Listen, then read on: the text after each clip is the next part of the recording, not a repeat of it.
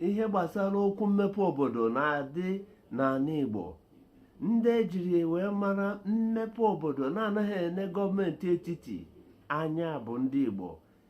Obodo anyị banyere n'ime ya n'ụbọchị nke taata wee bụrụ ndị abịrịba. Ndị abịrịba a na-anọ n'otu ụmụ okorobịa ndị kpatara ego, otu ọbụla onye si wee kpata ha nọ n'otu nke ha, ọgbọ na ọgbọ ha wee na-akpakọ n'ego ọnụ wee na-ahazi obodo ha. Ọ daa n'iti ilo ha ete ilo ha na-eche gọọmenti etiti. Ọ daa n'ịgbapụ mmiri ha gbapụọla onwe ha mmiri. Ọ dakwa n'imekasị okpogo ha emekasị okpogo. Ndị abịrịba anabata m ụnụ n'ama Igbo. Nwafọ ụnụ aha ya bụ Maazị Lekwa Jona.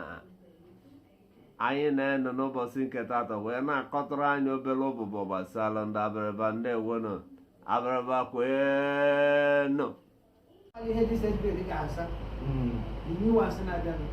A change was there the name.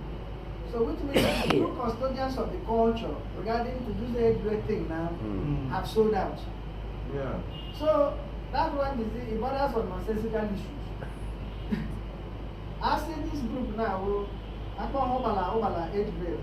The other side of this other side, they will put autonomous gas. No. Now one has only age grade. Okay. But before, was there one name. I know one age grade that brings about development in our kingdom. Okay. All the things around, no politician will come and tell you, now here on land, there is nobody. No. Me now I don't know the age grade system. Even the women group self. The women, when they gather out, they transform assignment and where the electrification. But all the schools, all the stadium, the hospitals, the tower clock, post office, police post, the primary school, the secondary, the school of midwifery, were all done by various different areas. So even the skill acquisition center around, was also done by another group. And our government hand over for the approval.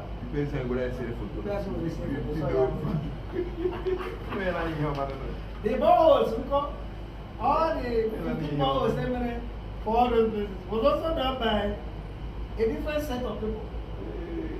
So that's why in Ababa land, we had the Mariana Mass according to the age grade system. Okay. And where the retiring age grade, and where the administrative age grade. But age grade over about 5 years, you can have your now. 4 years. Okay, 4 years. 4 years. But they reduced it to 2 years. Now the obodo with 4 years gap. So officially now, I am not quarter to retire from public service in my time. When I started enjoying you, get there retire. You are not expecting. Ọ dị mma ọ na-anụgo n'otu ụkwasị wee daa wee mara ibie.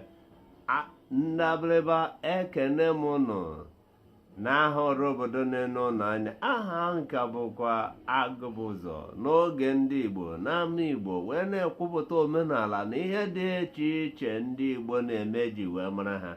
Ndewonụ, chebiri anyị n'ụbọchị ọzọ anyị ga-ewetara ụnụ obodo ọzọ. Ịma na mụ bụ Agụbụzọ Ojemba aga na-ejere ndị